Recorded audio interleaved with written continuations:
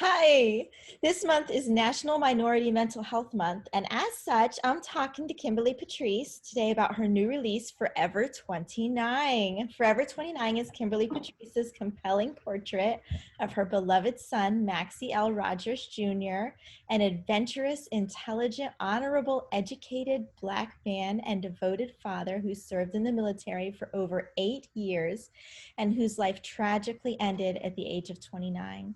Come journey with this mother as she celebrates Maxie's life and shares his own writings, which beautifully capture his love for his family, his heritage, and his faith.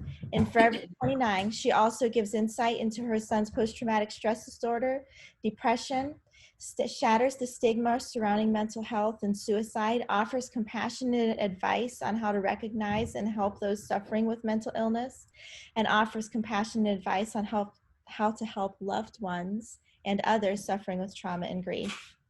Hi, Kimberly. I understand that this book, Forever 29, has been a long journey for you. It has, Nishani. Hi, and thank you very much for doing this interview with me today. So it has been a long journey. My son passed away in 2016, and then I began writing the next year when I felt like this is what God had wanted me to do, and to be able to share with other people about the journey, about suicide, about mental health and mental illness and bipolar and all those types of things there. Good. All right, Kimberly. We've worked together a lot as I've formatted and edited your book and as we've worked on the launch. And I've seen your heart over this time and as we've spent the time together. And I can tell that it's with those who have mental illness and those who are going through grief. Can you tell me why this is so important to you? It's really near and dear to my heart. As you can tell, I'm a little bit nervous because, like I said, it affected Maxie. He had bipolar, TBI. He had attempted taking his own life a couple of times, as far as I know. And then there is mental health illness that somewhat like runs in my own family. And after seeing the things that he went through and other family members that are very dear to me, it's just in my heart to just be able to share with other people, to give them some tools, to bring awareness, to try to break the stigma about that you have to look a certain way or be a certain way or have an addiction or be homeless, but and that's not the case. Mental illness can happen to anyone.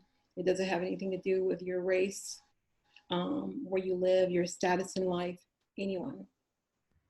That's right. That's really true. Your book not only covers Maxie's last days and his struggle with PTSD, bipolar, TBI, ADHD, anxiety, and other mental illnesses, but it also tells us how to see these problems and these signs in those close to us. Can you give us some signs to watch for?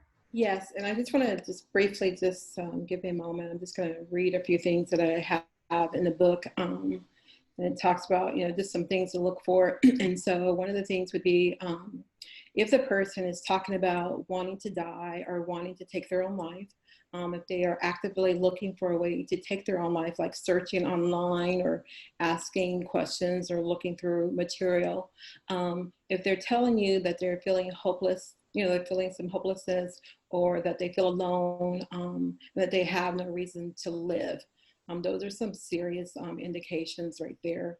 Other serious risks would be telling you that they're trapped in pain, that their life feels like it's unbearable. They feel like that they are a burden to others. They consume a lot of alcohol, a lot of drugs. The behavior is definitely a lot different than what we may have first encountered them to be.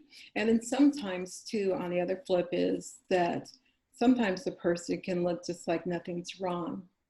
Yeah. Because they can mask the pain, they can mask how they're feeling, and maybe they don't want you to know, really what's going on in their life. And so that's what's really important to me, is that just having the conversations. And sometimes you got to push the border.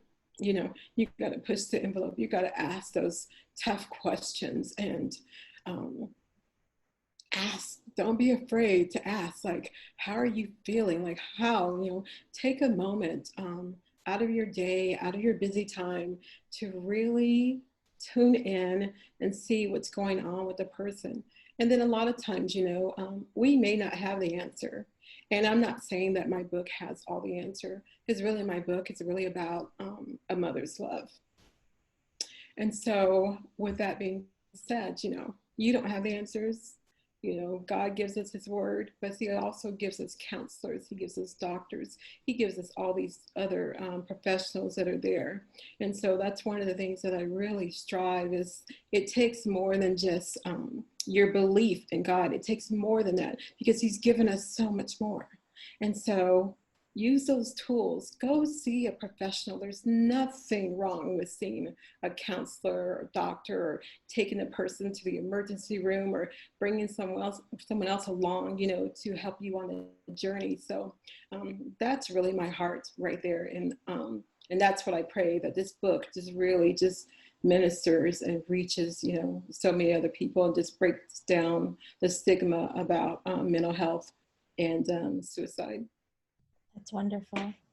You also have some of the many things in there that Maxie wrote, things that he learned throughout his life. One of the things that I really like is the thing that he wrote about the 7 things that he learned the hard way. Would you mind sharing that with us? Yes. He says, 7 lessons in life.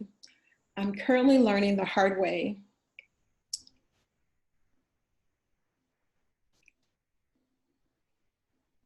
You create your reality. You can't save everyone. Always offer a helping hand, but be wise. Sometimes you're the hammer and sometimes you're the nail. Sometimes the paths of those you care for will slowly or abruptly diverge from your own, with or without explanation, and that's okay. Keep going, keep going, keep going. Try harder, be better, think positive. Judge yourself critically and honestly, but don't torment yourself. Rest. And those are the 7 lessons that he wrote, and I included it in his book. And I have a lot more of just some sayings and some wise things that I felt like that he said. Yeah, I really enjoyed reading his writings too, and I know that your readers will as well. Do you want to say anything else?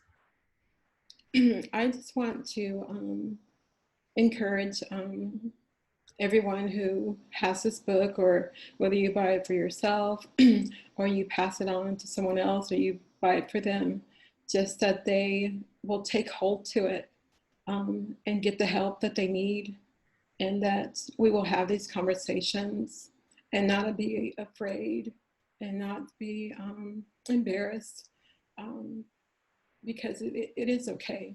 It's okay, but you know, we can do it together. You can't do it by yourself. Yeah. You know, that support system is very important. Mhm. And talking to those of you out there that are watching this video right now, if you know someone who struggles with post-traumatic stress disorder, TBI, suicidal thoughts, or anxiety, if you feel like you're all alone, you just know that you're not. Read the story of someone who's been there and get the help and advice at the end. If you or a loved one experience suicidal thoughts, grief, self-harm, self-depression, TBI, anxiety, or feel like no one cares or that you're all alone, this book is for you. This book really helped me too, and I have problems in these areas. So you can get your copy of Kimberly Peatrice's Forever 29 on Amazon, and I put a link in the description of this video. But best yet, Kimberly is giving away a copy of this book to the person who refers the most people to buy books. So have the people that you refer go to her Facebook page. That link is also in the description under this video, and have them comment telling that they bought the book and who referred them. So whoever has their most names down there, or their name down there the most times for referrals, gets a book. So this way, this is the only way obviously that she can know who's